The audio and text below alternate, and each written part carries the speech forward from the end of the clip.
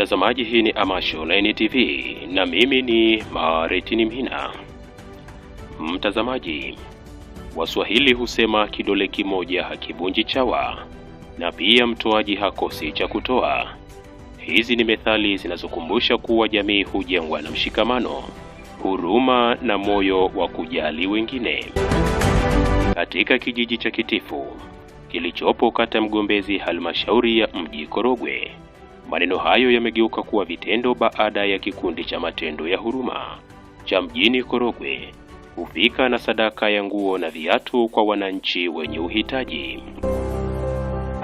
Kabla ya sadaka hiyo kukabidhiwa, waumini wa dini ya Kikristo na Kiislamu waliinua sala na dua kwa pamoja, wakiziombea baraka nguo na viatu hivyo kama ishara ya kuvitakasa na kuviweka kwa matumizi mapya ya watu wapya.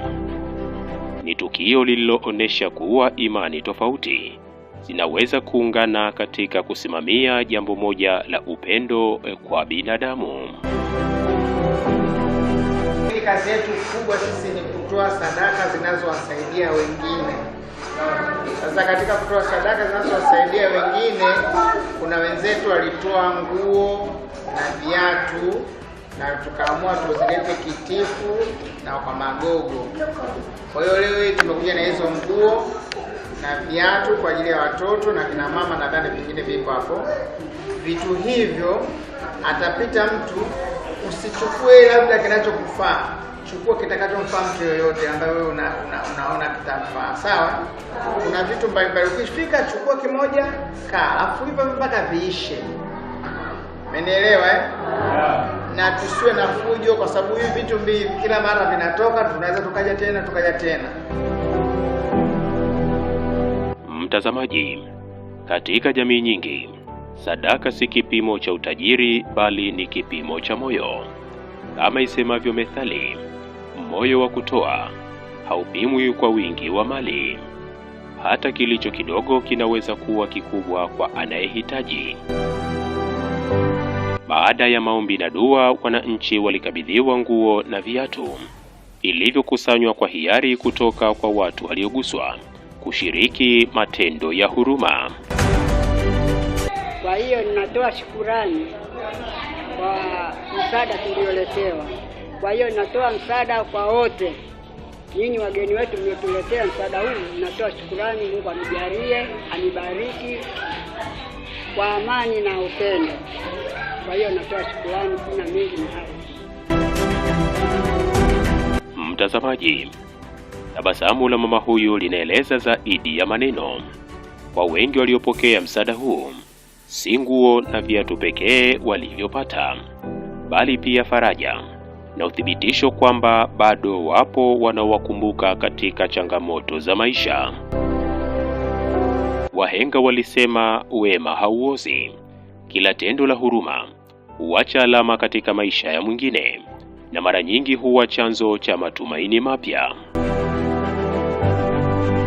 Natoa shukrani zangu kubwa sana kwa wadau waliowasaidia wananchi wangu kuwaletea vifaa aina mbalimbali zikiwemo nguo na viatu. Nashukuru sana, Mungu awazidishie sana na waongezee imani nyingi. Pia nawaomba wananchi tuwe na shukrani kwa vitu tulivyopewa hata kama ni kidogo. Na sisi lakini pia tuwe na moyo wa kujitolea kama wanavyojitolea wenzetu. Sio kusema hawa waliotoa wao wameguswa tu kulingana na hali ya maisha walivyo. Na sisi tunye uwezo tujaribu kujitolea kama wenzetu.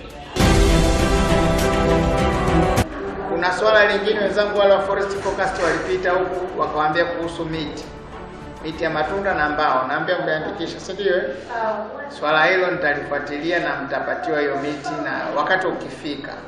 Lakini vile jambo ambalo sasa hivi tunataka tupate, wale wahitaji kabisa ambao hawana uwezo wa kupata mbegu, sio za mahindi, sio za mpunga, mbegu kwa mfano za alizeti, mbegu za nyanya, mbegu za vitunguu, mbegu za mbaazi nyeupe, ili tutoke kwenye kilimo kimoja cha mahindi tuende kwenye kingine. Sasa hayo nitamwachia mwenyekiti na mtendaji ili waweze kuwasilisha wale ambao watahitaji mbegu mbalimbali ambazo zitawasaidia kuwatoa kwenye au mhitaji mbegu.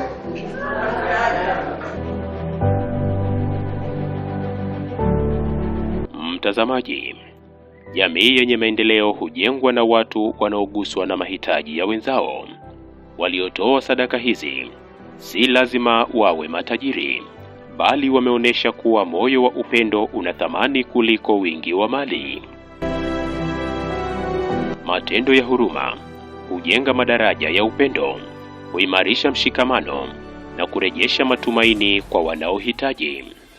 Pale ambapo watu wanashirikiana kutoa walicho nacho kwa ajili ya wengine, jamii hunufaika kwa pamoja. Kumbuka, kila sadaka inayotolewa kwa moyo wa upendo huwa mbegu ya matumaini kwa maisha ya mwingine. Mimi ni Martin Mhina.